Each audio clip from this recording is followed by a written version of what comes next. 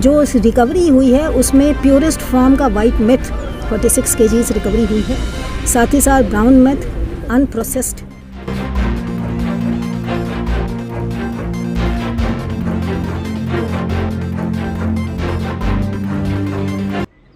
Greater Noida में drugs बिकता ही नहीं है, बल्कि यहाँ पे बाकायदा मैन्युफैक्चर भी होता है और देश ही नहीं अपितु पूरे अन्य विश्व के हिस्सों में भी यहाँ से सप्लाई किया जाता है। जी हाँ, गौतम बुद्ध नगर कमिश्नरेट पुलिस ने आज सूरजपुर थाना क्षेत्र के एक इलाके में छापा मारते हुए ड्रग्स बनाने की फैक्ट्री का भंडाफोड़ किया है। साथ ही 9 अफ्रीकी मूल के नागरिकों को गिरफ्तार किया है, जो बाकायदा एक फैक्ट्री, एक लैबोरेटरी वहाँ बना रखे थे, रेजिडेंशियल इलाका है वहाँ पे, और ड्रग्स को जो है मैन्युफैक्चर किया जाता था। साथ ही लगभग 200 करोड़ का माल जो है बरामद किया गया है। आप देख सकते हैं ये पाउडर्स है, केमिकल्स है और मास्क है जिसको पहन के वो पूरा बाकायदा लैबोरेटरी में काम करते थे। गैस का छोटा चूल्हा है, स्टोव है जिसपे केमिकल्स को पकाया जाता था और ये केमिकल्स है सारे।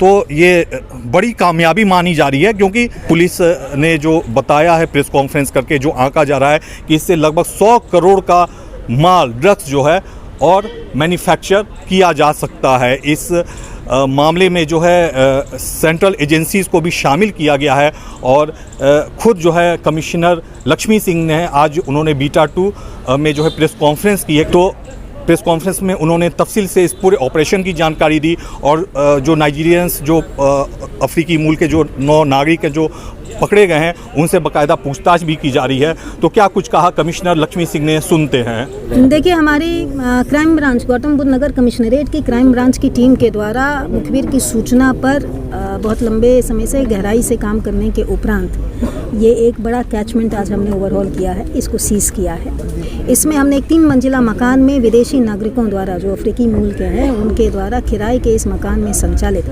कमर्शियल आधार पे, कमर्शियल तरीके से, कमर्शियल क्वांटिटी में, मात्रा में मेथ ड्रग जिसे MDMA के नाम से भी जाना जाता है, उसकी मैन्युफैक्चरिंग करते हुए रंगे हाथ पकड़ा है। जो रिकवरी हुई है उसमें प्योरेस्ट फॉर्म का वाइट मेथ 46 kgs रिकवरी हुई है, साथ ही साथ brown meth unprocessed raw chemical, जो तैयार सोल्यूशंस हैं वो गैलन्स में हमने रिकवर किए हैं और उसके अतिरिक्त इसके मैन्युफैक्चरिंग में, इसके निर्माण में काम आने वाले केमिकल्स भी भारी अधिक संख्या में हमने रिकवर किए हैं। तैयार वाइट मेथ की अंतर्राष्ट्रीय बाज़ार में कीमत 200 करोड़ की आंकी गई है और जो हमने रॉ मटेरियल किया है उससे जो मेथ की डिलीवरी होती है या जो मैन्युफैक्चरिंग होती है वो अगले 100 करोड़ के लगभग की होती है। मैम, ये एक जो है लैब में बनाया जा रहा था, केमिकल्स होते हैं, तो एक्सपर्टीज़ किस टाइप की होगी इन लोगों की? कमर्शियल आधार पे इतने प्योर फॉर्म में इस ड्रग के मैन्युफैक्चरिंग के लिए निसंदेह इन्होंने कहीं ना कहीं से कोई ट्रेनिंग पाई होगी। साथ ही साथ जिस प्रकार के अप्रेचस रिकवर हुए हैं, आपके बॉयलर यूनिट्स रिकवर हुए हैं, डिस्टिलेशन यूनिट्स रिकवर हुए हैं, सोल्यूशन तैयार करने के बाद उनके क्रिस्टलाइजेशन के कमर्शियल आधार पे यूनिट्स रिकवर हुए हैं, जो दिखा रहा है कि लंबी अवधि से इसको व्यापक कमर्शियल आधार पे तैयार करने का यहाँ नेटवर्क, एक रैकेट चल रहा था। पेमेंट किस मोड पर? पेमेंट का जो अभी तक मोड पता चला है वो क्रिप्टो करेंसी और जो अगर कैश होता होगा तो उसकी अभी कैश की रिकवरी होना बाकी है। यहाँ के साथ साथ विदेशों में भी सप्लाई कर दी है? जी हाँ, जिस आधार पे यहाँ पे ड्रग्स बनते हुए पकड़ी गई है उससे यही लगता है कि नॉर्दर्न इंडिया के बहुत जगहों पर इनका सप्लाई का नेटवर्क है।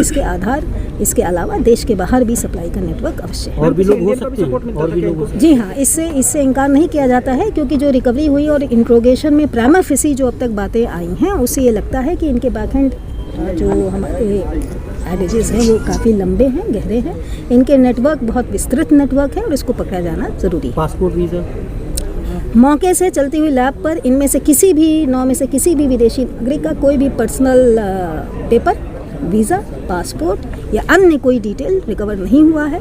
इंट्रोगेशन में इनके द्वारा बताया गया है कि इनका एक साथी है जिसके पास ये दिल्ली NCR में कहीं पर रखते हैं और उसके लिए हमारी टीम रवाना है। क्या ठिकाने एक जगह के अलग ठिकाने?